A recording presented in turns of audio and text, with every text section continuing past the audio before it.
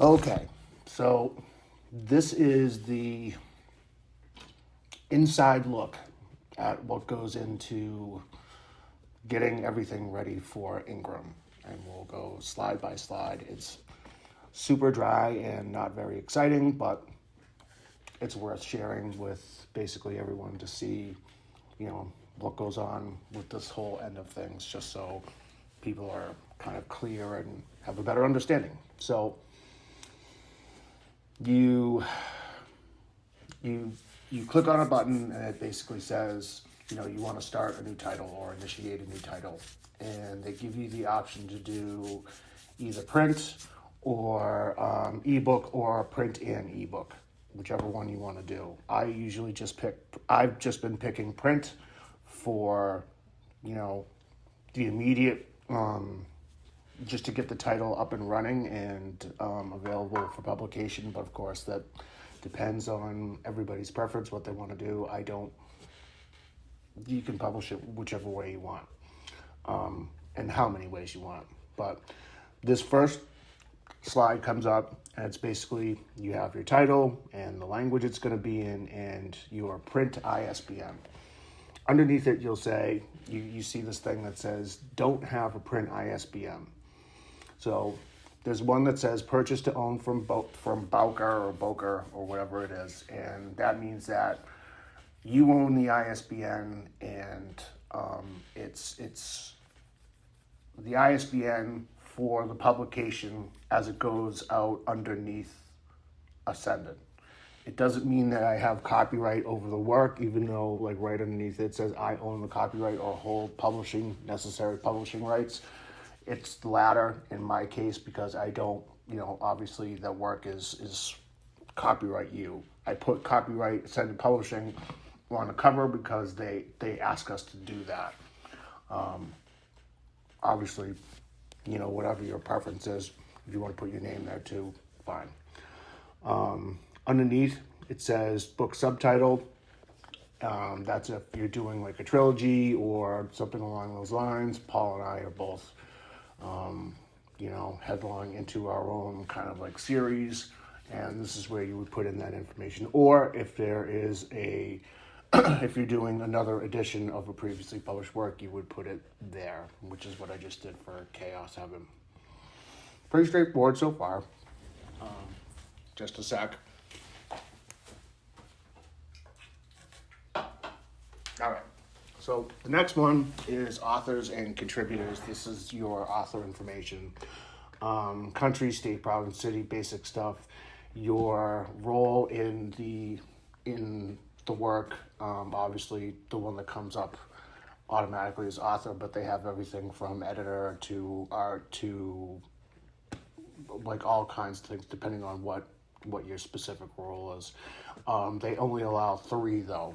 They don't allow anything more than that. So basically, I've tried to get as many people into that slot, because that's what comes up when it ends up on like a Barnes and Noble website or a similar distributor.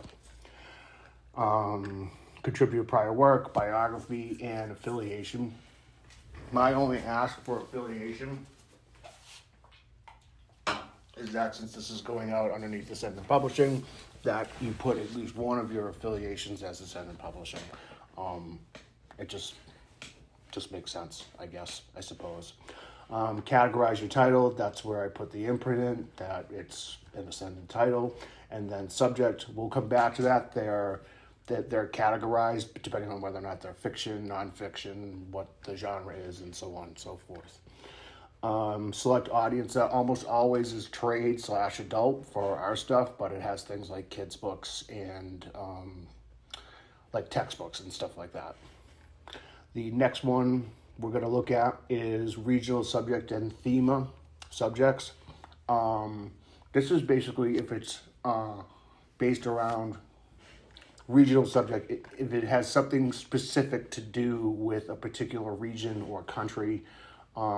I've never actually done it. I've only done it once, and that was for the Grand Guignol issue, because that was basically kind of centered around France. And I put French theater there for that. That's the only time I've ever used that, because I don't,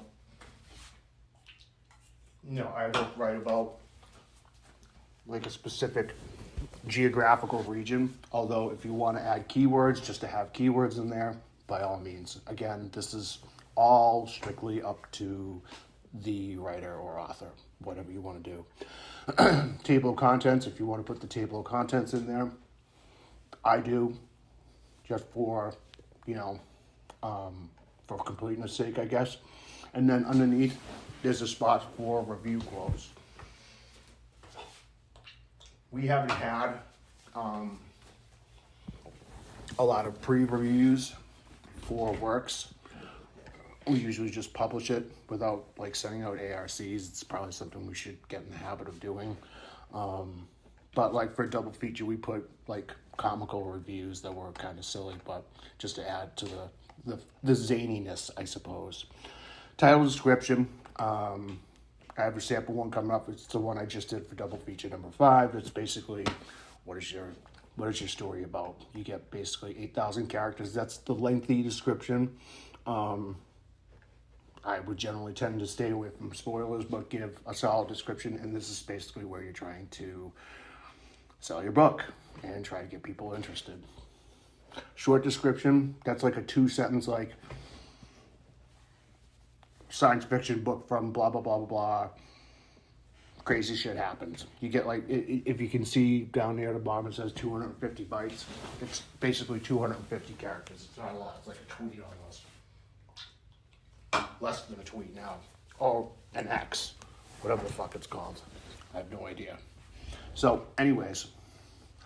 The next thing is, okay, so this is a sample of categories that I did for double feature number 5. Imprint, and publishing. Subject, fiction, anthologies, multiple authors. Fiction, science fiction, collection and anthologies. Fiction, science fiction, and action adventure. And the audience, there you go. Trade, general, adult. That's basically everything that we do. Here's a sample of the description I did for double feature number 5. I generally tend to keep that lighthearted because, well, just because. This next slide, I wasn't able to show you the selection page because once you save past that initial page, it's a pain in the butt to go back and change things. But as you can see, these are kind of the choices for trim size. That's basically how big the pages are. Interior color and paper. There's 2 or 3 color options. Color 50 is the cheapest kind.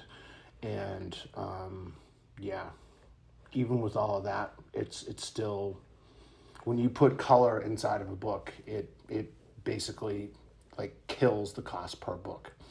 Carton quantity, we'll get back to that because that requires a bit of explanation because that's kind of important in terms of if you're ordering copies of your own book for you to sell, it makes sense to order by the carton.